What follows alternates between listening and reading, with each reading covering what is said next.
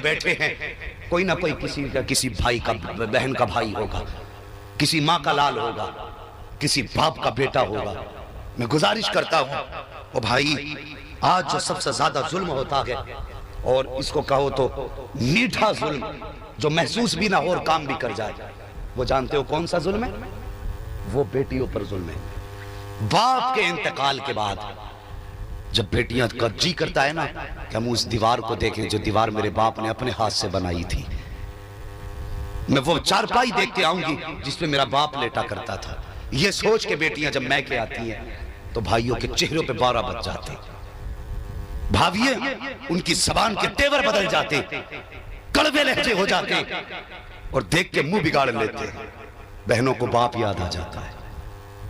कभी कभी ऐसा होता है, ऐसी ऐसी बदबख्त औरतें घरों में आ जाती हैं कि मुंह पे ताने दे देती हैं और कहती हैं ज्यादा चक्कर न लगाया कर, तेरे आने से मेरे घर का सुख जाता है। ऐसी भी औरतें आ जाती हैं, और जालिम जबान को लगाम दे, तो जिस घर के छत के नीचे बैठी है वो तेरे बाप की छत नहीं, जिसे ताना दे रही है ये इस बेटी की बाप की छत है। इसने इस घर में बचपन में मिट्टी लगाई है, अपने हाथ से बाप के साथ खड़े होकर छत फटवाई थी इस बेटी ने, आज जिसे ताना दे रही है तू। खुदा की कसम, जब ये ताने बेटियों को मिलते तो बेटियों को बाप याद आ जाता। वो अभी जल्दी का किस्सा है, कलमा पढ़ने वालों की कहानी है, गैर मुस्लिमों की बात नहीं करता। किसी के दरवाजे पे बहन आ गई थी, उसका शोहर हॉस्पिटल में था, और जानते हो बहन के हिस्से में 40 बीघे जमीन थी। वो जमीन अपने भाई को देके आई थी कि भाई मैं क्या करूंगी, मेरी तरफ से ये तेरे लिए तोहफा है। ऐसी बहन थी, और किस्मत कब कैसे फेर डाल दे कोई नहीं बता सकता। इत्तेफाक से हालात बिगड़े, शोहर अस्पताल चला गया, इलाज के लिए पैसा ना था। वो बहन अपने भाई के दरवाजे गई और ये सोच के गई थी कि शायद मेरे भाई के दरवाजे से मेरा ये काम होगा, मुझे 1-8 लाख मिल जाएगा, मेरे शोहर की जिंदगी बच जाएगी। जिस बहन ने 40 बीघे भाई को जमीन दी थी, वही बहन जब गई अपने भाई के दरवाजे पे, तो जानते हो भाई ने धक्का दे के निकाला था और कहा था तेरा कुछ नहीं है, जिंदगी मौत हो या जिंदगी हो, जा अपनी तकदीर से खुद लड़, हमने ठेका ले लिया तेरे इलाज का। तो यार तू बता, जब ये ताने उस भाई ने बहन को दिए होंगे तो बहन के जिगर पे क्या गुजरी होगी। इतना सफाक मुआशरा है हमारा, इतना सालिम मुआशरा है हमारा। इस जुल्म के बाद अगर फिर भी यूं कहो जिब्रील क्यों नहीं उतर रहे मदद के लिए, तो बेवकूफी है तुम्हारी। पहले 313 का किरदार पैदा करो, फिर देखो आसमान से मदद उतरती है कि नहीं। किरदार तो अच्छे करो, तू खून पी भाई का और जिब्रील तेरी मदद को उतरे। अरे शुक्र कर अदा अल्लाह का, एहसान मान मुस्तफा का। जितने तू जुल्म कर रहा है इसके बदले में तो जमीन फट जानी चाहिए थी, पत्थर बरसने चाहिए थे। ये जो कुछ नहीं हो रहा है खुदा की कसम ये मदीने वाले मुस्तफा के सदके में नहीं है। हाँ रहम करो अपने ऊपर, बदलो अपने तरीके। ओ यार भाइयों गुजारिश है, बाप के इंतकाल के बाद अगर बेटियां घर आए ना तो चेहरा बिगाड़ के उनसे मुलाकात ना करना। ये महफिलें रखते हैं ना हम मिसाले सवाब की, ताकि अब्बा भी राजी हो जाए, खुदा भी राजी हो जाए। जानते हो इसीलिए तो अब्बा की रूह खुश हो, यही तो मकसद होता। 1000 रुपए अब्बा के नाम से मस्जिद में दे दिए ताकि अब्बा की रूह को कब्र में आराम मिले। वो सुन, बाप के इंतकाल के बाद अगर बहनें तेरे घर पे आए ना तो चेहरा ऐसे बना जैसे बाप बेटियों के लिए चेहरा बनाता था।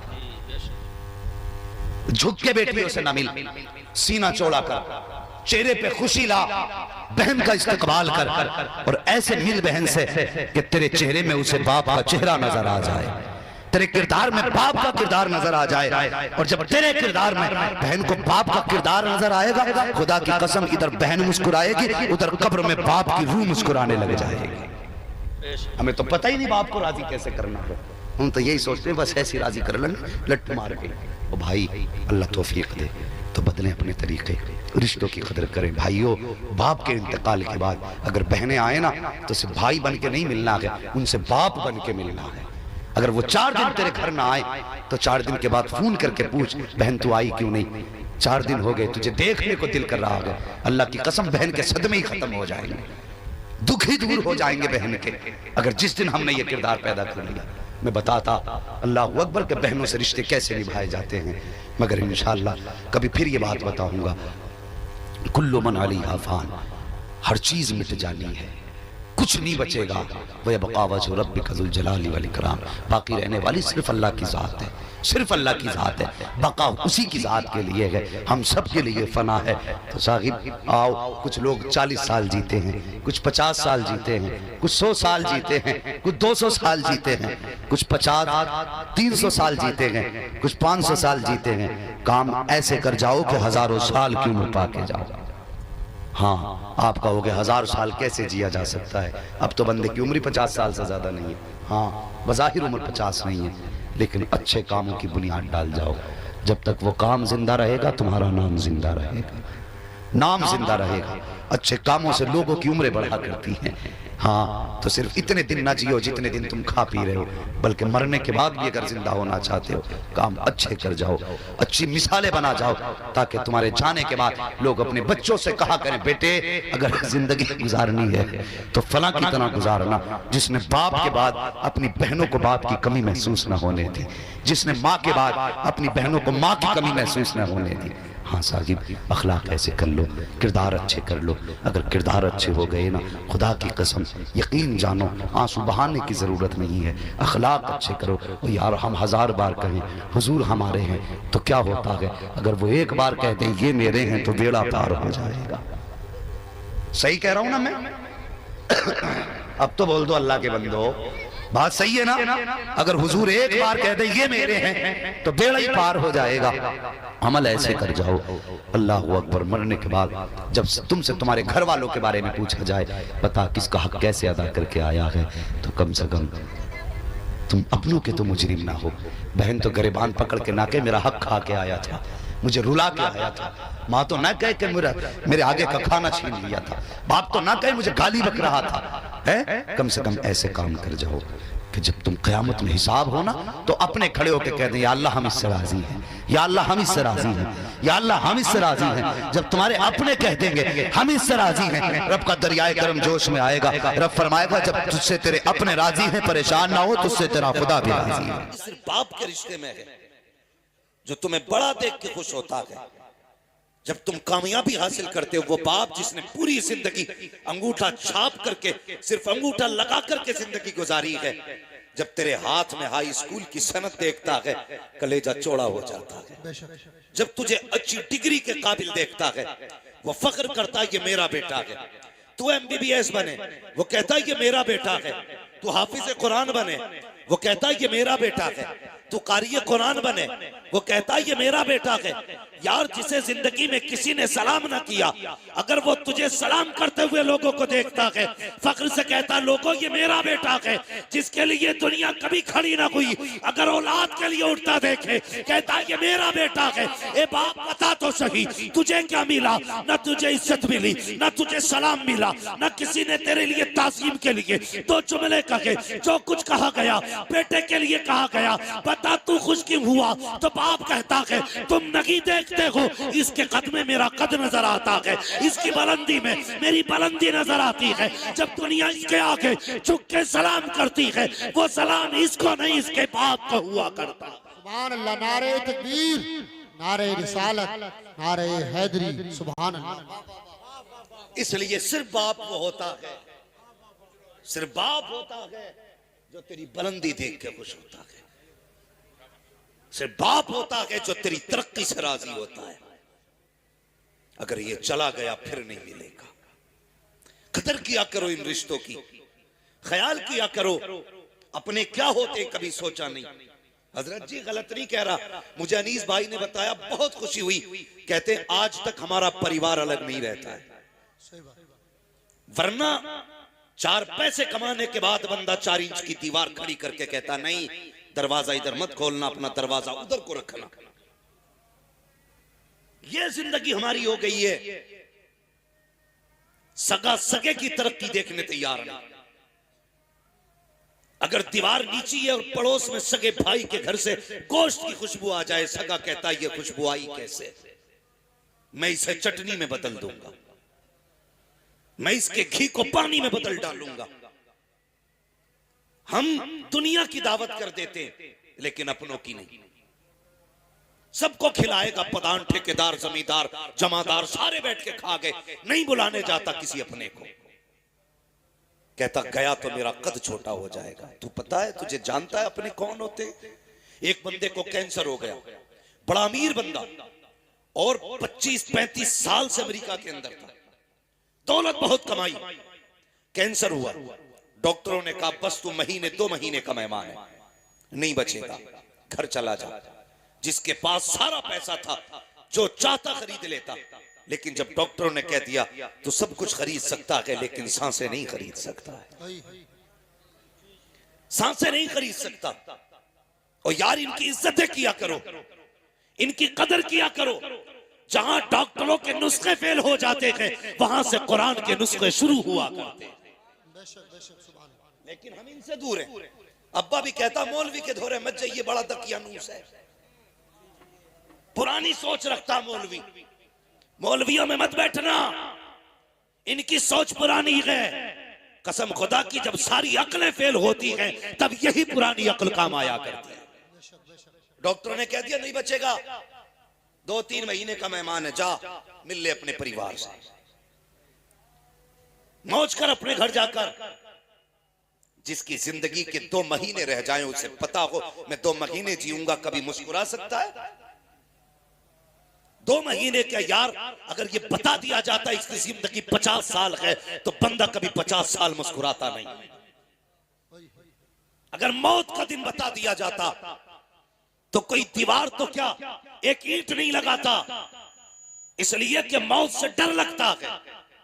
जब उसको डॉक्टर ने कह दिया तू नहीं बचेगा, 2 महीने का मेहमान है, फिर सोचने लगा कहां जाऊं, बड़े बड़े डॉक्टर फेल हैं। फिर दिल ने कहा यार चल किसी अल्लाह वाले के पास चलते हैं, सुना है दुआएं बड़ी काम आया करती हैं। एक मजसूब की चौखट पे गया, उससे कहने लगा डॉक्टरों ने लाइलाज कर दिया है, मुझे कैंसर है। कहा 2 महीने का मेहमान हूं। उसने कहा कहां का रहने वाला है? कहा फला मुल्क का रहने वाला हूं। कहा बता अपने मुल्क कब से नहीं गया है? उसने कहा 35 साल हो गए हैं अपने मुल्क नहीं गया। कहा क्यों नहीं गया? का दौलत की भूख इतनी थी कि मैं अपनों को भूल गया था। अल्लाह अकबर। उसने कहा अगर जिंदगी चाहता है जा अपने वतन वापस चला जा, और जितने दिन जिंदा है उतने दिन जा करके अपने रिश्तेदारों की दावतें कर, उनको दस्तरखान पे बैठा मुस्कुरा के बातें किया कर, अपने खाने में उनका खाने को हिस्सा कर ले। अल्लाह अकबर। पलट करके आया, 1.5 महीने तक सारे रिश्तेदारों को बुला करके दस्तरखान पे खिलाता रखा। पलट के मजसूब की चौखट पे गया, का दर्द अब नहीं होता है,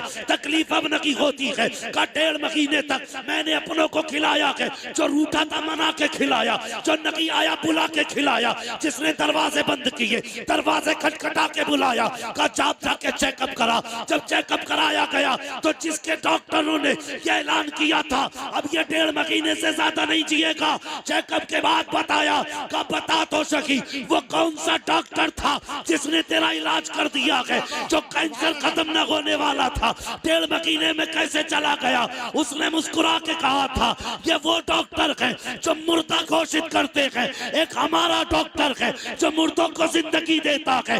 बरेली से आवाज आती है जिनके तलवों का धोबन है, आबे हयात है वो जाने मसीहा हमारा नाम। सुभान अल्लाह। नारे तकबीर, नारे रिसालत, नारे हैदरी, मसलके आला हजरत फैजाने गौसे आजम।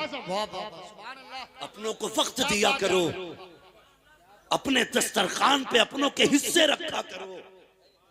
हाँ, आज हम सबको बुला लेंगे। हालात जानते हैं अपनी हालात। देखो गाड़ी उठाएगा, चाबी लगाएगा, किधर जा रहा है? कि मुंह बोली बहन की बेटी का बर्थडे है, पूरा संबल छान मारेगा, गिफ्ट समझ में नहीं आया। मुरादाबाद गया, मुंह बोली बहन की बेटी है। जानवर, तुझे मुंह बोली बहन का रिश्ता तो प्यारा है, सगी बहन का रिश्ता प्यारा नहीं है। हजरत जी सगी बहनें रो रही हैं कि भाई एक दिन बुलाने नहीं आया। भांजी भांजे पूछते मामा है कौन हमारा, और तुझे मुंह बोले रिश्ते इतने प्यारे।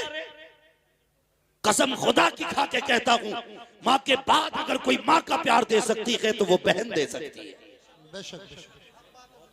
सही बात। मां के बाद अगर कोई मां का प्यार दे सकता है तो बहन। और बहन के बाद कोई माँ का प्यार दे सकता है तो बेटी। मेरे हुजूर फरमाया करते थे, फातिमा उम्मी बादा उम्मी, फातिमा मेरी माँ के बाद मेरी माँ है। अल्लाह अकबर। हुजूर फरमाया करते थे, हजरत आमीना के बाद अगर मुझे किसी से सुख मिला है तो मेरी आमीना से मिला, हजरत फातिमा से मिला। मेरी बेटी ने मुझे वो प्यार दिया जो मेरी माँ ने प्यार दिया था। आज इन्हीं रिश्तों की कदर नहीं। मैं ज़ैगम भाई, एक तस्वीर मैंने तुर्की की देखी, 6 साल की बहन, 3 साल का भाई, दोनों एक पत्थर के नीचे दबे और 17 घंटे तक बहन ने भाई को सीने से लगा के रखा। वो बहन 6 साल की, उसने 17 घंटे तक भाई को अकेले होने का एहसास नहीं होने दिया, जबकि 6 साल की थी। और जालिमो, वो 6 साल की होकर के भाई को अकेला नहीं छोड़ती, तू 26 साल का होकर के बहन को अकेला क्यों छोड़ दिया? कहां से लाओगे ये प्यार? 17 घंटे के बाद भाई बहन को निकाला गया, कुछ नहीं बचा परिवार में। एक बच्ची को देखा, उसका छोटा भाई तकरीबन 2-3 महीने का होगा या 4 का होगा। हाँ, अल्लाह अकबर। वो बहन बहुत ज्यादा होगी तो 3 साल की है, जो उसे हर तरह छुपाना चाहती है। यार, उनके लहजे के रिश्ते, हमने कदर खो दी इनकी। खुदा के वास्ते याद रखना, अगर तुम ये सोचते हो खांसाबी काफी है, ठेकेदारी काफी है, जिम्मेदारी काफी है और मौलवियों से सिर्फ ताल्लुकात काफी है, गांव के 4-5 मोहल्ले को खिला देना काफी है, अपनों को ठोकर मार देना, खुदा की कसम जब तक अपने राजी नहीं होंगे तब तक मदीने वाले भी राजी नहीं होंगे। ये ख्याल रखना। आज हम बिखरते जा रहे हैं अनीस भाई, बिगड़ते जा रहे हैं। आग लगा दी, पहले प्रधानी ने आग लगाई, विधायकी ने आग लगाई, एमपी के इलेक्शन ने आग लगाई, भाई भाई के खिलाफ खड़ा कर दिया। वोट नाम राय का है, भाई भाई का दुश्मन बनाने का नाम नहीं है। और यार, मेरी मर्जी है मैं तुम्हारा इंतखाब करूं, मेरी मर्जी है तुम्हारा इंतखाब करूं। हमने दीवारें खड़ी कर ली। और यार, प्रधान हजारों मिलेंगे, सगा भाई नहीं मिलेगा। प्रधान हजारों मिल जाएंगे, बेटा नहीं मिलेगा। प्रधान करोड़ों मिल जाएंगे, सगा नहीं मिलेगा। अपने अपने होते हैं। और मैं अक्सर कहता हूं, चाय पी के भाई कहने वाले 1000 मिलेंगे, नाश्ता करके भाई कहने वाले 1000 मिलेंगे, और तेरा खा के अपना कहने वाले 1000 मिलेंगे, लेकिन तेरे सीने की गोली अपने सीने पे लेने वाला तेरे भाई के सिवा कोई दूसरा नहीं मिल सकता। खो दिया तूने, क्या बात है, किसे खो दिया तूने? हाँ, ख्याल किया करो यार, रिश्तों की कदर किया करो। आज बस्तियां वीरान होती जा रही हैं, कब्रिस्तान आबाद होते जा रहे हैं, कब्रिस्तान आबाद होते जा रहे हैं।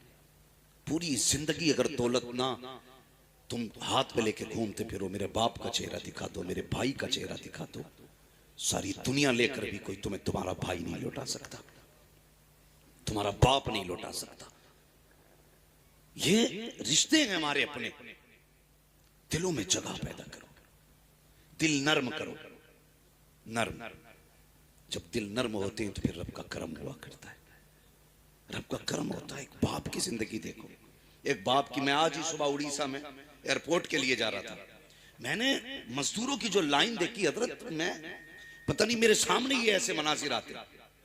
मैंने माओ को लाइन में खड़े देखा मजदूरों की, जबकि उनकी गोद में बच्चे थे। ऐसी कंडीशन में माँ बाप बच्चों को पाल लेते हैं। सब कुछ होते हुए बच्चों से माँ बाप नहीं पला करते, सब कुछ होते हुए बच्चों से माँ बाप नहीं पलते। एक जरा सा जुमला तेरा बाप को जीते जी मार देता है, जीते जी। वो कौन सा जुमला जब हम कहते हैं तुम्हारे लिए कमाई अपने बच्चों के लिए, ये जुमला बाप को जीते जी मार देता है। जब बाप दवा का पर्चा बेटे के हाथ में निकाल के दे, ओके बेटे पिछले साल ये सिरप ला के दिया था, खांसी रुक गई थी, इस बार भी ला देना, और बेटा उसे समेट के मुंह बिगाड़ के फेंक दे, मेरे पास वक्त नहीं है, तो बाप के जिस्म का पूरा खून एक बार रुक जाया करता है, एक बार रुक जाता है। वो अपने आप से पूछता है इससे रिश्ता क्या है मेरा। रोते हुए अपनी बूढ़ी बीवी के पास जाके कहता काश इसको हमने पैदा होते ही मार दिया होता। तो आज हम घुट घुट के न मरते, घुट घुट के न मरते। पूछती है क्या हुआ मेरे सरताज? कहा जिसने मेरी दवा का पर्चा फेंक दिया। क्या मैं इसका बाप नहीं हूं? क्या मैं इसका बेटा नहीं हूं? अल्लाह अकबर। जब ये बातें होती हैं तो फिर माँ बाप की जबानों से बद्दुआ निकलती है, और अगर वो बद्दुआ दे दें तो दुनिया का कोई पीर तेरी तकदीर नहीं संभाल सकता है। याद रखना, कोई पीर नहीं संभाल सकता। गलत नहीं कह रहा हूं हजरत मैं। आप देखो जाकर के मजारों पे इतनी भीड़ लगी पड़ी है कि चादर चूमने का नंबर नहीं आ रहा, चादर चूमने का नंबर नहीं आ रहा, और मुजाबिरों की मौज आ रही है, गदगद हो रहे हैं। इतना पैसा को लकों में है कि गिनने वाले नहीं मिल रहे। हाँ? और भाई चादर चूमने के लिए लाइन लगाता है, जबकि किसी ने बुलाया नहीं, आवाज नहीं दी। मैं मजार पे जाने को मना नहीं करता, लेकिन सुन तो सकी, तू मजार पे बिना बुलाए गया, लाइन में लग के चादर चूम के आया, बड़ा खुश था, बख्शा गया, चादर चूम ली है। तुझे याद नहीं है रात तेरी माँ को प्यास लगी थी, उसने कमरे से आवाज दी थी, बेटे मुझे पानी पिला दे, तुझे आवाज तक नहीं आई। बाप ने कहा था बेटे मुझे टॉयलेट जाना है, तुझे बाप की आवाज नहीं आई। तू बीवी के पल्लू में लिपट के ऐसा सोया कि तुझे बाप की आवाज नहीं आई। बूढ़ी मां पानी के लिए उठी, लेकिन खुद चल नहीं सकती थी, गिर गई जमीन पर, सुबह तक रोती रही। उठाने वाला कोई न था। और चादरों को चूमने वालों, मज़ारों पे 6 बार जाने वालों, तुम्हारी मर्जी है जितनी बार जाया करो, लेकिन मेरा कहना है पहले कहने पे मां की खिदमत में हाजिर हो जाया। सुभान अल्लाह। बेशक नारे तकबीर, नारे रिसालत, नारे हैदरी, नारे हैदरी, नारे गौसियत। अल्लामा मुफ्ती हम्माद साहिब क़िबला। सुभान अल्लाह। आज बाप है तो कदर नहीं है, आज माँ है तो इज्जत नहीं है। हाँ इज्जत नहीं। मैं तो नहीं बता सकता शुएब भाई के दिल पे इस वक्त क्या गुजरती होगी। बाप के बगैर ये जिंदगी कैसे महसूस करते होंगे, नहीं जानता भाई, मैं नहीं जानता। इसलिए कि बाप का दर्द सिर्फ यतीम जानता है, और ये ऐसा दाग होता है जो जिंदगी में कभी नहीं जाता। जब जब खुशी आती है तब तब आंसू आएंगे, जब जब कामयाबी होगी तब तब आंसू आएंगे। क्यों? दिल ये कहेगा काश आज वो होता जिसने मुझे ऐसा बनाया था, मेरी कामयाबी देखता तो कितना खुश होता। ये ख्याल उड़ाता है पूरी जिंदगी। आज वो गए तो खुशियों में शामिल नहीं, आज वो गए तो दस्तरखान पे हाजिर नहीं। बाप इंतकाल कर जाए, सैगम भाई कई लोगों ने कहा यार तू बहुत बड़ा मुकर्रिर है, कहते लोग समझते हैं, हालांकि मैं कुछ नहीं हूं, ये सब तुम्हारा कर्म है, आका के बाद अब तक बनी हुई है, मैं कुछ नहीं हूं। लोग कहते बड़ा मुकर्रिर है तू, कोई ऐसा वजीफा बता, मेरा जी चाहता मैं अपनी माँ का चेहरा देखूं, मैं अपने बाप को देखूं। जब से गए मैंने आज तक ख्वाब में नहीं देखा, मैं उन्हें देखना चाहता हूं, मैं उनकी कब्र पे जाऊं तो मुझे नजर आ जाए। ये लोग कहते हैं, मैं कहता हूं किसी तावीज की जरूरत नहीं है, किसी वजीफे की जरूरत नहीं है। अगर तुम्हें अपने बाप और माँ को देखना है, सिर्फ इतना कर, एक दिन थोड़ा ज्यादा करके खाना बना, सारी बहनों को दावत दे, सारे भाइयों को दावत दे, एक दस्तरखान पे बैठो और हंस हंस के खाने खाओ, फिर सबके चेहरे देखना, किसी बहन के चेहरे में माँ का चेहरा दिखाई देगा, भाई के चेहरे में बाप का चेहरा दिखाई देगा। और यार अपनों को बैठा करके कभी हंस लिया करो, किसी वजीफे की जरूरत नहीं है। तेरे एक ही दस्तरखान पे माँ का चेहरा भी दिख जाएगा, बाप का चेहरा भी नजर आएगा। सुभान अल्लाह। क्या बात है बाबा, या रसूल, या सही है। वाह वाह वाह वाह।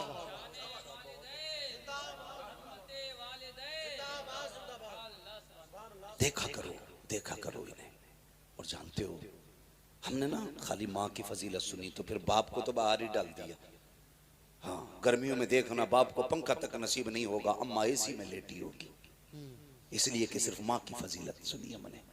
बाप को नहीं जानते? खुद जरा दिल पे हाथ रख के बता, जिसके कदमों के नीचे तेरी जन्नत है, फिर उसकी जन्नत जिसके कदमों के नीचे है, उसकी अपनी शान क्या होगी? खुद सोचा करो इस बारे में, खुद सोचा करो।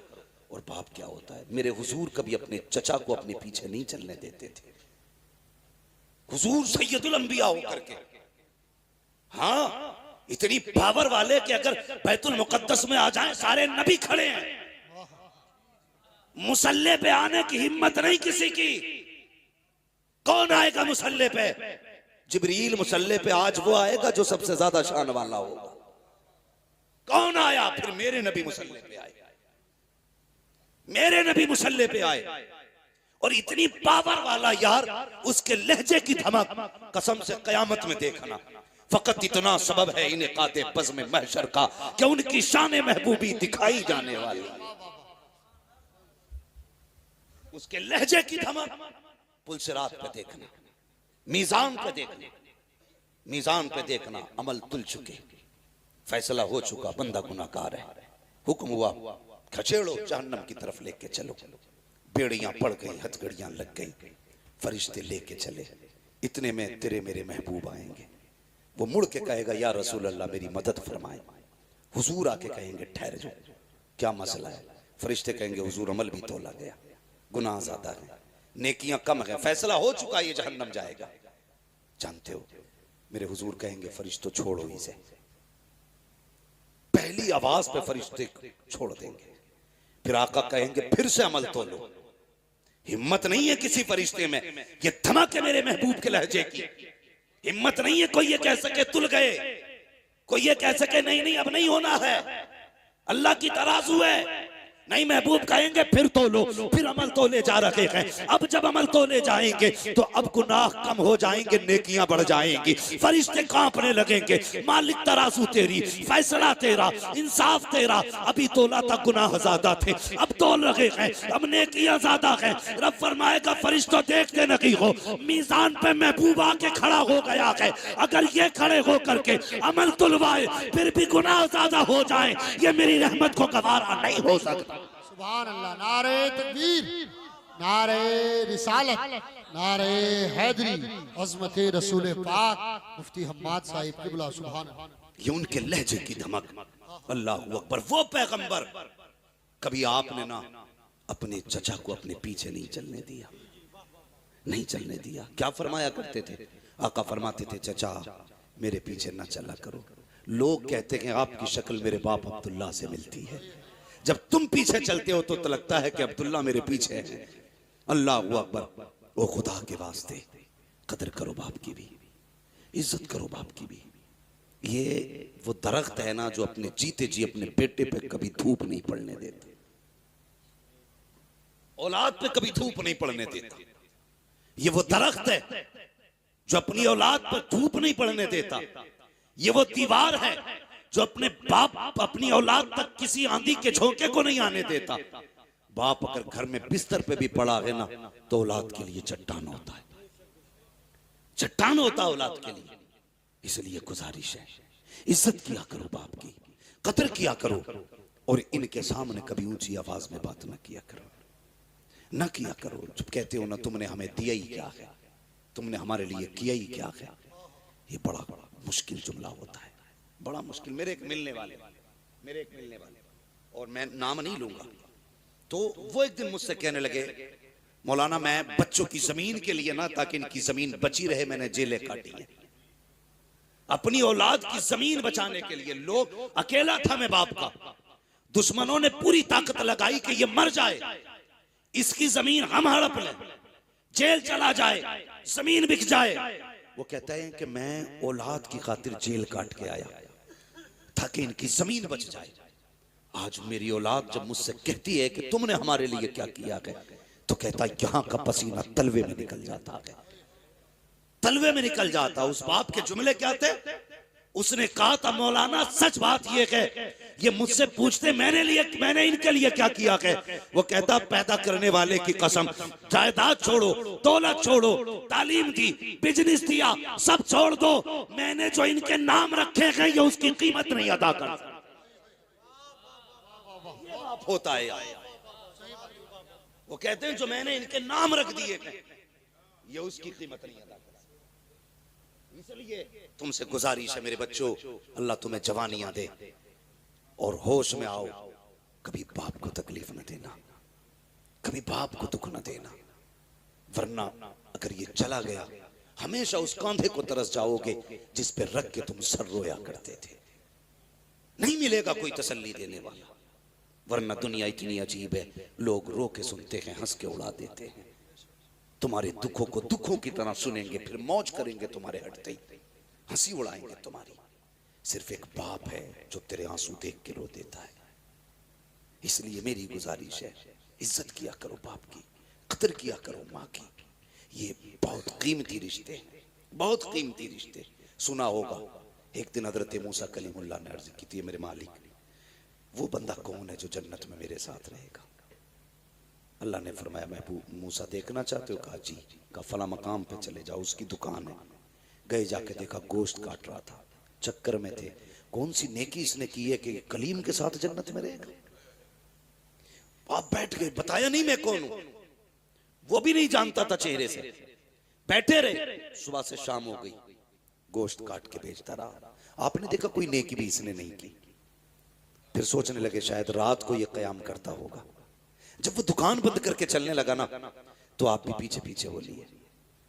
अब आपका तो वो अपना वतन था नहीं, उसने आपको चलते देखा, चेहरा नबी का चेहरा था, और नबी के चेहरे में वो कशिश होती है जो उसे देखता है देखते ही रह जाता है। देखा, कहने लगा ओ हसीन चेहरे वाले, कहीं बाहर से आए हो? फरमाया जी परदेसी हूं। कहा अच्छा, वो लोग कितने अच्छे थे? कहा परदेसी हो? कहा हाँ। कहा फिर? कहा अगर इजाजत दे तो एक रात तेरे घर गुजारना चाहता हूं। उसने कहा ज़हे नसीब, मेहमान मेरे घर आए। ले गया बुला के। आप इस मकसद से गए थे कि देखें कौन सी इबादत करता है? फरमाते मैं देखता रहा। घर में गया, उसने जाके सबसे पहले खाना पकाया, तैयार हो गया खाना। आके कहता है मेहमान माफ करना, अगर तुझे अकेले खाना है तो अभी खा ले, और मेरे साथ खाना है तो इंतजार करना पड़ेगा। तो हजरत मूसा सोचने लगे कि हो ना हो इसी बीच में कोई नेकी करता है। फरमाते उसने खाना बनाया, तैयार किया खाना, तो उसने फिर उसकी बूढ़ी माँ जो बहुत कमजोर हो चुकी थी, किताबों में यहां तक लिखा है कि पुटरिया में टंगी हुई थी, वो पुटरिया उतारी, उतारने के बाद उसे रखा, उसका मुंह धुला, खाना आके रखा, अपने मुंह से चबाता और उसके मुंह में लुकमे देता। अल्लाह के कलीम देख रहे हैं सारा मंजर, सारा मंजर देख रहे हैं। जब वो खा चुकी, उसने कहा बेटे मैं खा चुकी, अब तू खा ले। उसने कहा, फिर वो औरत ने जब खाने के बाद ना हाथ उठाए, वो कुछ कह रही थी, वो बेटा हंस रहा था। हजरत मूसा कहने लगे क्या कहा तेरी माँ ने? उसने कहा छोड़िए जनाब, ये तो ऐसी बातें करती है।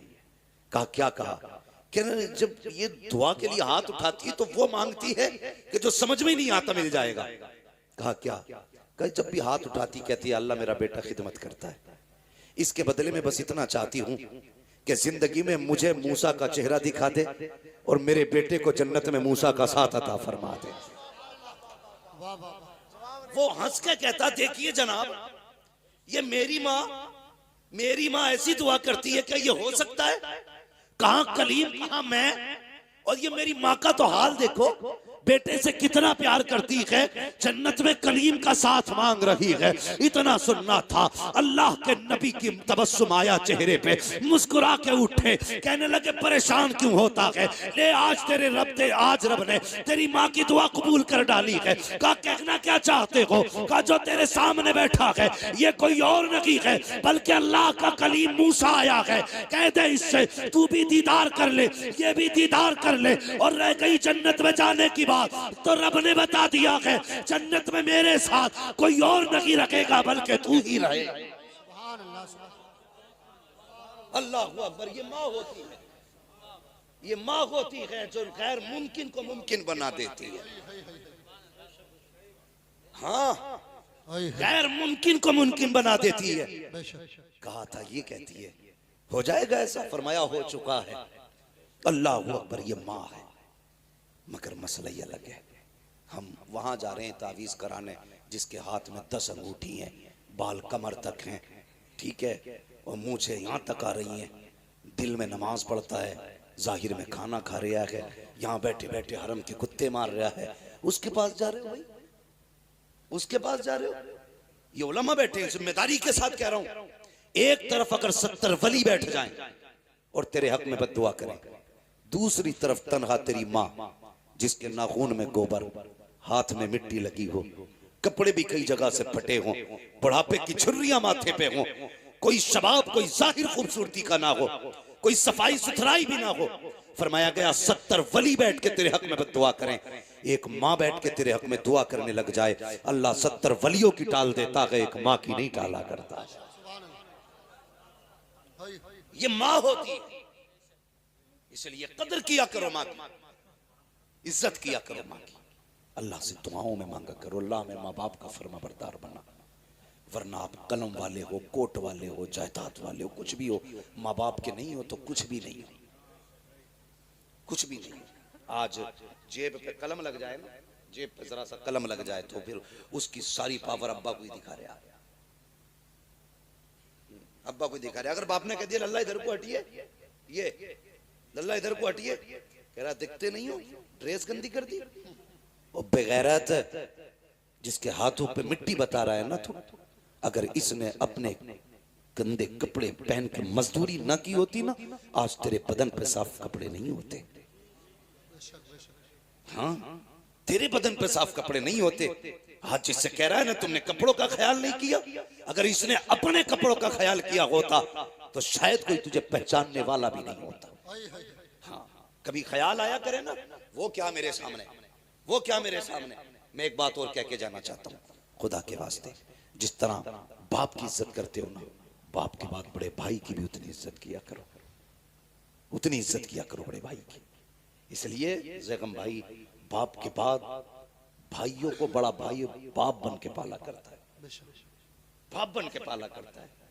कई भाइयों को मैं ऐसों को जानता हूं, ये आंखों देखी बात है, कोई किताबी नहीं है जो हवाले मांगो मुझसे, आंखों देखी बात है कि भाइयों ने मजदूरी करके छोटों को पढ़ाया। आज जब वो सर्विस पे लगे, वो कल भी मजदूरी कर रहा था, आज भी कर रहा है। न कल उसके बच्चों का ठिकाना था, न आज उसके बच्चों का ठिकाना है, और सारी चमक उसी गरीब को दिखाई जाती है। डर अल्लाह से, डर अल्लाह से। उसके हाथ में ठेला है, उसका कोई कसूर नहीं है। तेरे हाथ में कलम है, तेरा कोई कमाल नहीं है। ये सारे फैसले कुदरत के हैं। वो जिसे चाहता है फर्श पे डाल देता है, जिसे चाहता है अर्शों पे उठा देता है। इसलिए कदर किया करो रिश्तों की, खास करके उनकी तो ज्यादा कदर करना जिन्होंने जिंदगी तुम्हारे लिए लुटा दी, जो जिंदगी तुम्हारे नाम कर देते। एक जमीन के इतने से टुकड़े की खातिर किसी पे हाथ ना उठाना, मैंड की खातिर, कमरे की खातिर, बिस्तर की खातिर कभी ना लड़ना। सब्र का रह जाएगा, सब्र का रह जाएगा। ये रिवायत हजरत अली की तरफ भी मंसूब है और हजरत मूसा कलीमुल्लाह की तरफ भी मंसूब है कि दो लोग आपस में जमीन के लिए लड़ रहे थे। एक कहता था मेरी है, दूसरा कहता था मेरी है। तो हजरत मूसा कलीमुल्लाह आगे, वो कहने लगा कि आप फैसला कर दें जमीन किसकी है। आपने फरमाया जमीन तू ही बता किसकी है। जमीन ने सबक सिखाने के लिए जवाब दिया था। उसने कहा इन दोनों से कह दो, ना मैं इसकी हूं ना मैं इसकी हूं, इन्हें बता दो ये दोनों ही मेरे हैं। जमीन किसी की नहीं हुई है, सब जमीन के होने हैं, सब जमीन के होने हैं। इसके लिए ना लड़ा करो। ये तो आई गई, तुमसे पहले नवाबों के पास तो इतनी थी कि वो चल नहीं पाते थे अपनी जमीनों में, घूम नहीं पाते थे अपनी जमीनों में।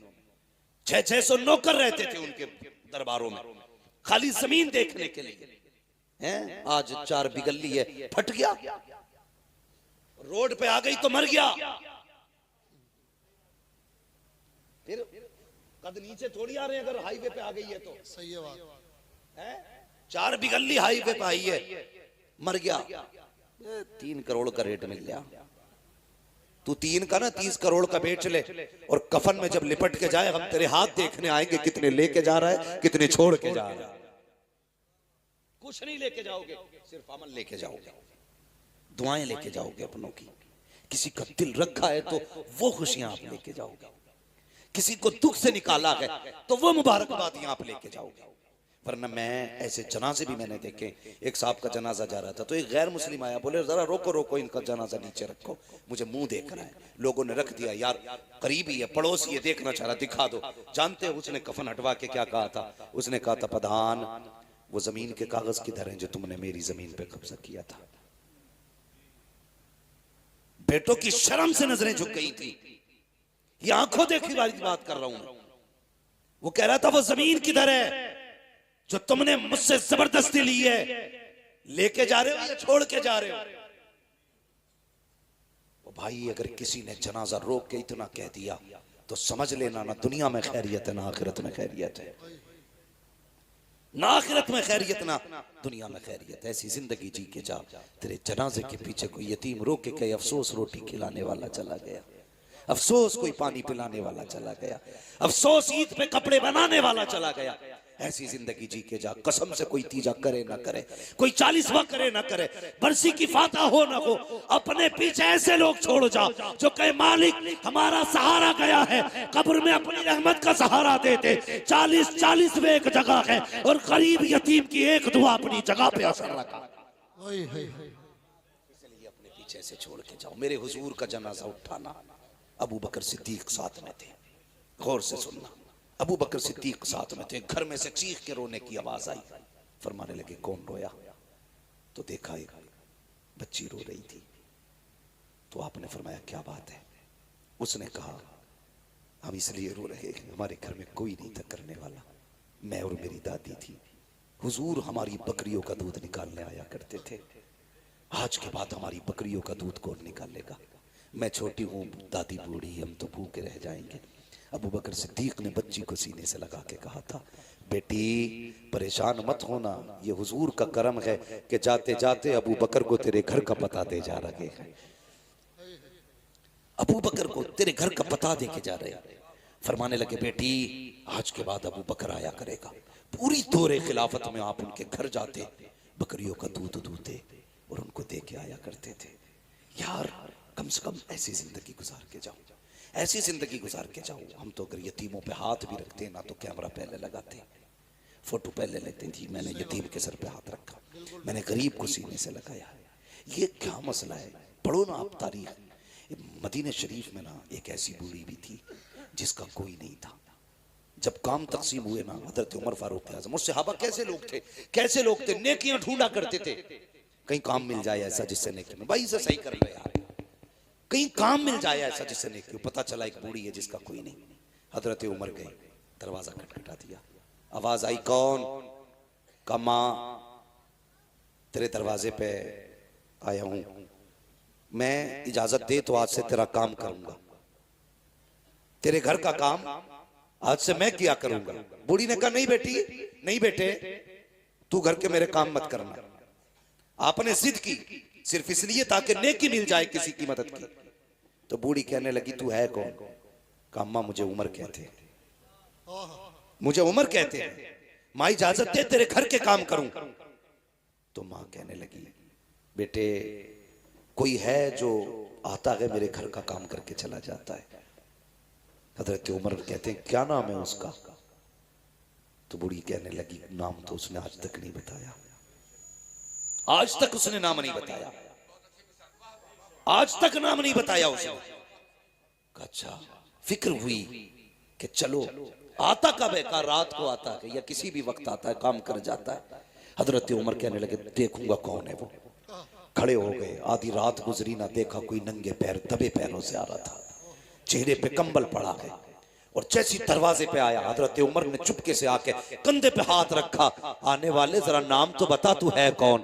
अल्लाह अकबर, इतना सुना है। आने वाले ने जैसी कंबल चेहरे से हटाया हजरत उमर फारूक आजम की चीख निकल गई। क्या देखते हैं वो छुप के आने वाला नबी का अबू बकर सिद्दीक है, वक्त का अमीरुल मोमिनीन है, अपने वक्त का खलीफा है। हैरत में है, कहते हैं अमीरुल मोमिनीन बता तो सकी रात में क्यों आते हो? यार ताकि नेकी किसी पे खुल ना जाए इसलिए सन्नाटे में आता हूँ। कहा ये तो बताइए चप्पल जूता क्यों नहीं पहना? कहा इसलिए नहीं पहनता हूँ कहीं मेरी आहट से किसी की आंख ना खुल जाए, अगर आंख खुल गई तो बात पता चल जाएगी, अगर ये नेकी का पता चल गया तो हो सकता है कयामत में खुदा मुंह पे मार दे। और यार अबू बकर हो करके अगर नंगे पैर जा करके चुप करके नेकी करता है तो बता तुझे किसने हक दे दिया है कैमरे के आगे किसी गरीब की गरीबी का मजाक उड़ाया? क्या बात है, बहुत अच्छे नेकी किया करो, किसी की गुर्बत का तमाशा न बनाया, मत बनाया करो तमाशा, किसी को जलील न किया करो। भाई नेकी ऐसे करनी है कि किसी को पता न चले, किसी को पता न चले, यतीम का घर भी चल जाए उसकी इज्जत भी रह जाए। हाँ, हजरत आयशा सिद्दीक़ा रज़ियल्लाहु ताला अन्हा ने एक मरतबा अपने भांजे को ना कुछ अनाज दिया, फरमाने लगी जाओ हमारी पड़ोस में फलां शख्स है, बड़ा गरीब है, उसके यहाँ देख के आ जाओ।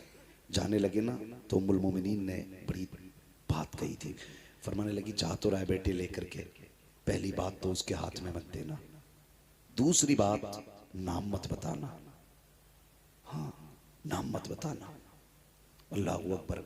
वो गए, दिया यानी रखा, वापस आ गए, कहने लगे खाला ये बात समझ में नहीं आई, आपने नाम बताने से मना क्यों किया? फरमाने लगी इसलिए मना किया मैंने, अगर तुम उसे मेरा नाम बता देते कि फलां ने भेजा है, तो जब भी कभी हमारी गली से गुजरता उसको शर्म आती कि इनका मुझ पे एहसान है। कहने लगे वो शर्मिंदा हो जाता और कहती आयशा नहीं चाहती मेरी वजह से हुजूर का कोई उम्मती शर्मिंदा हो। हाँ, अच्छा ये बात समझ में आ गई, फिर हाथ में देने से मना क्यों किया? देखो यार इसे नेकी कहते हैं, हाथ में देने से मना क्यों किया? फरमाने लगी इसलिए कि हमेशा लेने वाला हाथ नीचे रहता है, देने वाला हाथ ऊपर रहता है। आयशा ये भी नहीं चाहती मेरी वजह से किसी का हाथ नीचे रह जाए, मेरी वजह से किसी का हाथ नीचे रहे। इसे कहते हैं नेकी का शौक, इसे कहते हैं नेकियां। ये भी कोई मसला है यार कि हम दिखा के कहते हैं मैंने फला यतीम को कपड़े बनाए भाई, नहीं भाई इस बार मैंने यार इतने लोगों को फला को बनवाए, उस पर कुछ नहीं था, वो आया मेरे पास जूता टूटा था, मैंने कहा चल ले ले यार। ये नेकी है? कोई नहीं है नेकी। इसे नेकी नहीं कहते, इसे जलील करना कहते हैं। सामने वाले को जलील करना कहते हैं, किसी को जलील ना करो। गरीब भी अपनी इज्जत रखता, अमीर भी अपनी इज्जत रखता है, सबको इज्जतें दिया करो, अल्लाह आपको इज्जतें अता फरमाएगा, अल्लाह आपको इज्जतें अता फरमाएगा। मैं बस बात खत्म करने लगा, फरमाएगा ए ईमान वालों अपने आप को और अपने घर वालों को जहन्नम की आग से बचाओ, अपने घर वालों को जहन्नम की आग से बचाओ। तो कोशिश क्यों नहीं करते जहन्नम की आग से बचाने की? क्यों नहीं करते? आज जैगम भाई सब कहते हैं यार 20% है, कुछ भी ना होगा, 20% है, क्या कर लोगे? तुम नहीं जानते, जब तुम्हें ये एहसास हो कि कम लोग कुछ नहीं कर पाते तो इस्लाम कहता है कि जंगे बद्र देख लिया करो, और जब तुम्हें अपनी कसरत पे घमंड हो तो जंगे हुनैन देख लिया करो। ये इस्लाम की तारीख है। तुम कभी भी कसरत से कामयाब नहीं हुए, खुदा की रहमत से कामयाब हुए, खुदा की रहमत से कामयाब हुए। तुम कभी भी कम होने की वजह से जलील नहीं हुए, हमेशा अपने घमंड की वजह से तुम शर्मिंदा हुए। जब जब तुमने ये सोचा हम बहुत हैं, हम यूं हैं, हम ये हैं, तभी तुम्हें जलील होना है, ये याद रखना, जलील होना है। वो किसी ने कहा था मिटा दे अपनी हस्ती को अगर कुछ मर्तबा चाहे, कि दाना खाक में मिलकर गुले गुलजार होता है। एक बात याद आ रही है, बता दूं, जरूरत इस वक्त की ये नहीं है कि हमारी तादाद बढ़ जाए, जरूरत इस वक्त की है कि हम सब के सब इकट्ठे हो के हुजूर की चौखट पे आ जाए। इस वक्त ये जरूरत है, हुजूर की चौखट पे आ जाए। चर्बी चढ़ गई है लोगों की आंखों में। हाँ, हर जमात, शिया अपनी जमात बढ़ाने पे लगे, राफजी अपनी जमात बढ़ाने पे लगे, खारजी अपनी जमात बढ़ाने पे लगे, वहाबी अपनी बढ़ाने पे लगे हैं, सब अपनी अपनी बढ़ाने पे लगे। हम हैं कि अपनी काटने पे लगे,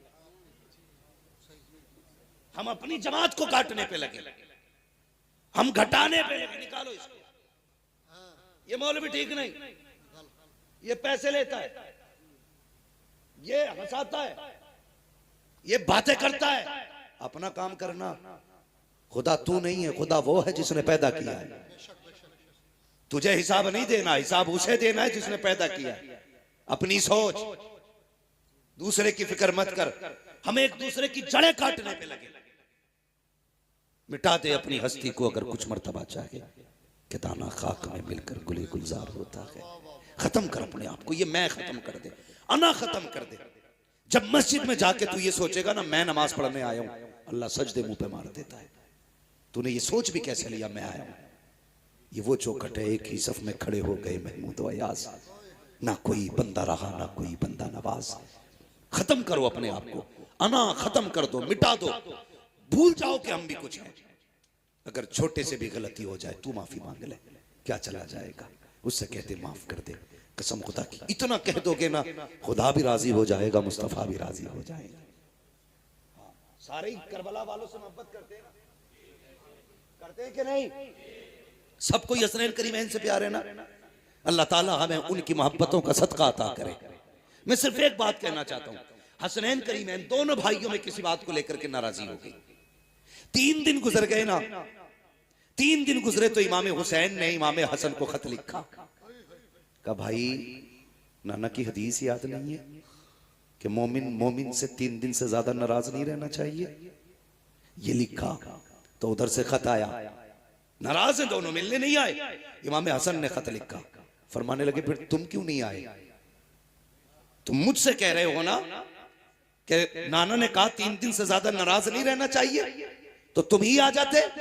इमाम हुसैन ने खत में लिखा, भाई फरमाया गया जो पहले रूठे हुए को सलाम करेगा पहले वो जन्नत में जाएगा, बाद में माफ करने वाला जन्नत में जाएगा। कहते मेरा जी चाहता है भाई पहले आप आ जाओ ताकि मुझसे पहले जन्नत में आप जाओ। यार ये वफाएं थी, ये मोहब्बतें थी, और ये एक दूसरे के लिए इज्जतें थी। कहते मैं नहीं चाहता मुझसे पहले, मैं आपसे पहले छोटा होकर जन्नत में जाऊं, मैं तो ये चाहता हूं आप बड़े हैं, पहले जन्नत में आप जाएंगे, आपके पीछे पीछे आपका छोटा भाई हुसैन जन्नत में जाए। इज्जतें हम देते हैं अपने बड़ों को। हाँ माफ कर लिया करो, बिता दो अपनी आना, खत्म कर दो, कुछ भी नहीं हो, फिर जी के देखो। कसम खुदा की खा के कहता हूं, मिंबर पे बैठा हूं, जो मजा फकीरी में जीने का है ना वो किसी शहनशाही में नहीं आता। एक बुजुर्ग गुजरे, थके तो नहीं अभी आप लोग? जरा सारे कहते हैं या रसूल अल्लाह। हाँ थकना तो मुझे चाहिए, मैं उड़ीसा से चल करके आया और अभी सोया नहीं हूं मैं 1 घंटा भी, 24 घंटे से ऊपर जागते हुए हो गए। मगर ये है बहुत अच्छा आप सुन रहे हैं, अल्लाह आपकी समातों को सलामत रखे। हाँ माशाअल्लाह, अल्लाह सलामत रखे। तो थोड़ा सा जरा आप अच्छा सुन रहे हैं इसलिए मैं बात बढ़ा दे रहा हूं। हजरत की भी गुफ्तगू होनी है, हालांकि ये बात मुझे नागवार गुजर रही है। हाँ मुझे एक एहसास हो रहा है कि हमारे जमात के बुजुर्ग बैठे हुए हैं। मेरी घर है तो क्या हुआ, है तो मौलाना एहसान, ये ख्याल रखिएगा। लोग कहते हैं घर की मुर्गी दाल बराबर, दाल बराबर तो होती है लेकिन पता है ना क्या खाती है, कितना खाती है? तुम खा जाते हो, तुम्हें नहीं लगता असर, मुर्गी क्या खाती है ये पता होना चाहिए, है जी। जरा गौर करें, हजरत तशरीफ फरमाएं, बस मैं बात पूरी करने लगा हूं भाई, जरा तवज्जो करें। कोई मसला नहीं है, आप 10 रुपए भी ना दें, खाली सुभान अल्लाह ही कहते रहें। मैं आ गया हूं मोहब्बत में आपके, ये बात मैं उनसे कह रहा हूं, अपने भाई से, शुएब भाई से। बाकी आपसे सिर्फ इतनी गुजारिश है, बात सुन लें ना। कोई बात नहीं, जब दिल करे तब दे दिए, खाते में डाल देना, कोई मसला नहीं है। हाँ, इनसे बड़ा गहरा ताल्लुक है, मैं मोहब्बत है मुझे। अल्लाह सलामत रखे मेरे शुएब भाई को और इनके पूरे परिवार को, इनकी फैमिली को। अल्लाह खुदा की रहमत है, अल्लाह ताला अपनी रहमत अता फरमाए। बस मैं अर्ज कर रहा था कि अपने आप को मिटाना भी कोई चीज होती है। एक बुजुर्ग गुजरे, हजरत अब्दुल्लाह इब्न जुबैर, बड़े पाए के बुजुर्ग गुजरे, गालिबन सिलसिला चिश्तिया या कादरिया में ये बुजुर्ग हुए। इन्होंने ना सिर्फ इस ख्याल से शादी नहीं की थी कि अगर मैं शादी कर लूंगा तो अज़दवाजी जिंदगी के जो मामूलात होते हैं, जो जरूरियात होती है, वो रब की इबादत में खलल डालेंगे। ये सोच के निकाह नहीं किया था। ये मत सोचना मैं तुमसे मना कर रहा हूं, तुम करना, तुम्हारा करना फर्ज है। ये उन्हीं जैसे लोगों को इजाजत थी जो अपने नफ्स पे काबू करके बैठे थे, जो नफ्स के गुलाम नहीं, नफ्स के बादशाह थे। नफ्स वो करता था जो वो कहते थे। इस ख्याल से ज़ैनब भाई उन्होंने शादी नहीं की। एक दिन रिवायत पढ़ी तो उसमें उन्होंने देखा कि जन्नत में कोई भी जवान बिना बीवी के नहीं होगा। अल्लाह जन्नत में सारे लोगों का निकाह फरमाएगा। अब तो खुश हो जाओ भाई, जिनकी नहीं हुई अब तो उनका भी नंबर लगने वाला है। सबको अल्लाह जन्नत में बीवी देगा। कहने लगे अच्छा तो फिर तो हमारी भी होनी है वहां, जब होनी है सबकी तो हमारी भी होगी। बहुत बड़े वली थे, हाथ उठा दिए, कहने लगे अल्लाह वो दिखा ना जो जन्नत में मेरे साथ रहेगी। मैं अपनी जन्नत वाली बीवी को देखना चाहता हूं। पहले दिन दुआ मांगी, कुछ नहीं हुआ। दूसरे दिन दुआ मांगी, कुछ नहीं हुआ।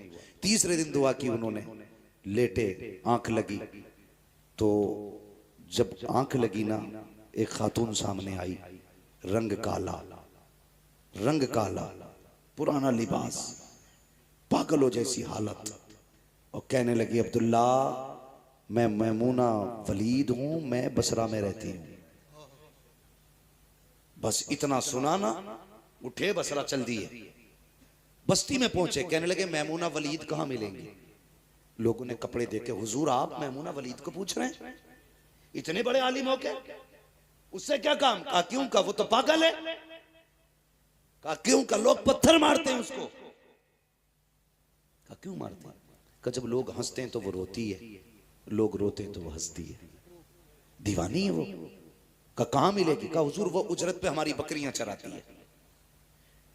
कहने लगे शाम को आ जाएगी, इंतजार कर लीजिए, जब आ जाए तो मुलाकात हो जाएगी। फरमाने लगे वक्त कम है, अभी बताओ कहां मिलेगी। कहा इस तरफ चले जाइए। जब आप चले ना उस जंगल में, खुद फरमाते हैं जब मैं चला ना तो मैं जहां कदम रखता था वहीं सांप कीड़े भयानक जानवर नजर आ रहे थे। कहते मैं हैरत में था, मैमूना कैसी औरत है, ऐसे जहरीले जंगल में रहा करती है जहां कदम कदम पे सांप रहते हैं, कदम कदम पे जानवर रहते हैं। कहते मैं हैरत से बचा बचा के मैं आगे बढ़ा, क्या देखता हूं कि जो मैमूना वलीद की बकरियां हैं वो चल रही हैं, और मैमूना वलीद मुसल्ले पे खड़े होके जंगल में रब की इबादत कर रही है। मैं हैरत में था, मैं सोचने लगा इसकी बकरियों को कुछ होता नहीं है, कहीं जाती नहीं है। कहा जब बकरियों की तरफ देखा, देखता रह गया। क्या देखता हूं, अगर कोई बकरी रेवड़ से अलग होती है तो शेर जाता है, कान पकड़ता है, लाकर रेवड़ में खड़ा कर देता है कि मैमूना नमाज में है, बकरियों की रखवाली शेर कर रहे हैं। अल्लाह अकबर। कहते मैं तो शेरों को देखता रहा, बकरियों को देखता रहा। कब मैमूना ने सलाम फेर दिया, मुझे पता ना चला। मैमूना कहती है अब्दुल्ला मिलने का वादा तो जन्नत में था, तू यहीं चल के आ गया है। हैरत में थे। कहने लगे मैमूना मुलाकात भी पहली है, बात भी पहली है, कभी तूने नहीं देखा, कभी मैंने नहीं देखा, नाम किसने बता दिया। तो मैमूना कहती है अब्दुल्ला जिसने तुझको मेरा नाम बता दिया है उसी ने मुझको तेरा नाम भी बता दिया। सुभान अल्लाह, सुभान अल्लाह, वाह वाह वाह वाह। अब अगली बात सुने जो मैं कहने लगा, अगली बात बहुत गौर से सुने। आप फरमाने लगे मैमूना ये तो ठीक है, चल अल्लाह ने बता दिया, लेकिन एक बात बता, ये तेरी बकरियों से शेरों ने दोस्ती कब से कर ली। तू नमाज पढ़ती रहती है, तेरी बकरियां शेर चराते, ये इनमें शेर बकरियों में दोस्ती कब से हो गई। मुस्कुरा के कहने लगी अब्दुल्ला जब से मैंने अल्लाह से दोस्ती कर ली है, शेरों ने मेरी बकरियों से दोस्ती कर ली है। शेरों ने मेरी बकरियों से दोस्ती कर ली है। बस ये कहना चाहता था मैं, हाँ, कि अपने आप को खत्म कर दो, कुछ मत समझो, कुछ नहीं है, सब कुछ अल्लाह है, सब कुछ उसी की कुदरत में है। वो जितनी सांसें देगा इतने जिएंगे, वो जिस दिन छीन ले लेगा उस दिन कोई सांस देने नहीं आएगा। किसी पैसे, किसी दौलत, किसी शोहरत, किसी पावर के जरिए आप सांसें वापस नहीं ला सकते, नहीं ला सकते। मैंने ये बात बताई थी। वो सिकंदर जो बादशाह गुजरा है, 22-23 साल की उम्र में आधी दुनिया फतह कर ली उसने, पूरी दुनिया फतह करने का ख्वाब रखता था। वो अपने मुल्क से बाहर गया, किसी सांप ने काट लिया, जहर फैलने लगा उसका। डॉक्टरों ने, तबीबों ने बहुत इलाज किया, ठीक नहीं हुआ। कह दिया बचने के चांसेस कम है। जानते हो उसने क्या कहा था? उसने कहा था कोई मेरी सारी मिल्कियत ले ले, सारी दौलत ले ले, सिर्फ इतनी सांसें उधार दे दे कि अपने वतन में जाके मर सकूं, अपने वतन में जाके मर सकूं। कोई इतनी सांसें वापस कर दे मुझे कि मैं अपने वतन में मरना चाहता हूं। वजीर खड़ा हो गया, कहने लगा कोई भी सारी कायनात लेके सांसें नहीं दे सकता। तो उसने कहा अच्छा, कहा फिर एक बात मेरी सुन लो, अगर मैं मर जाऊं तो कफन से मेरे दोनों हाथ निकालना, ताकि दुनिया को ये पता चल जाए कि सिकंदर दुनिया में आया था तब भी खाली हाथ था, गया था तब भी खाली हाथ था। दौलत किसी की नहीं है, इसके लिए अपनों को मत छोड़ो, इसके लिए परिवार मत तोड़ो, इसके लिए अपनों के दिल मत तोड़ो।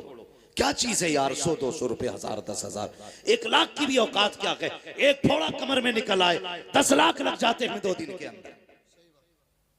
यार वो 10 लाख बजाय डॉक्टर को देने के अपनों पे लगा दिया करो, अपने दस्तरखान पे बैठा के अपनों को खिला लिया करो।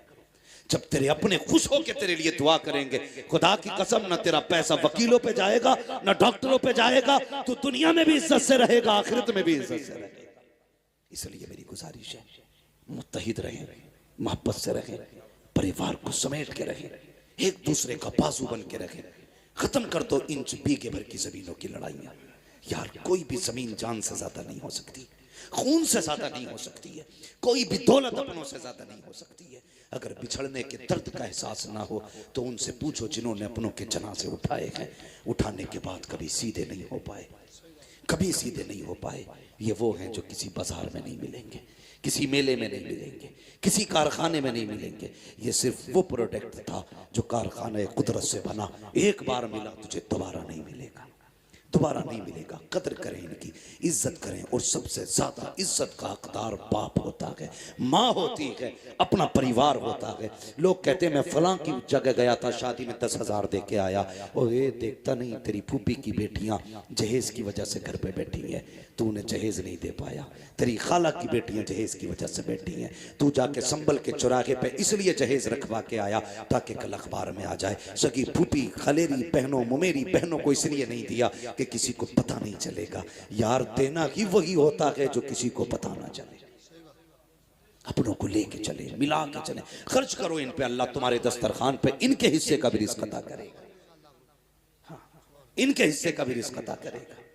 तवज्जो है ना सारे लोग। फरमाया गया ईमान वालों अपने आप को और अपने घर वालों को जहन्नम की आग से बचाओ, संभालो खुद को, परिवार को संभालो, मोहब्बतें बांटो, प्यार बांटो। और बस इतना कहो कि जब भी वक्त मिले हुजूर पे दरूद पढ़ लिया करो। ये वजीफा आम करो, हुजूर पे दरूद पढ़ने का वजीफा। इंशाअल्लाह कभी फिर गुफ्तगू होगी तो इस मौजू पे भी बात की जाएगी। बस जो हुए गलत उनको माफ़ फरमाए रब्बे कायनात। जिंदगी ने दिया साथ, फिर होगी मुलाकात। चमन रहा फूल खिलेंगे, जिंदगी रही फिर मिलेंगे।